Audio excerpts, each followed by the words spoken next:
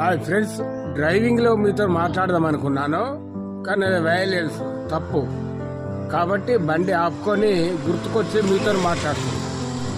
దయచేసి 80-90% యాక్సిడెంట్లు due to helmet లేకనే యాక్సిడెంట్లు అవుతున్నాయని మనకు లెక్కలు చెప్తున్నాయి.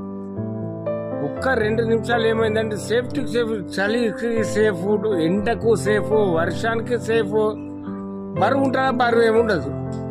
కాబట్టి దయచేసి ప్రియ మిత్రులారా, 100% మీరు బయట రోడ్డు ఎక్కితే హెల్మెట్ వాడండి.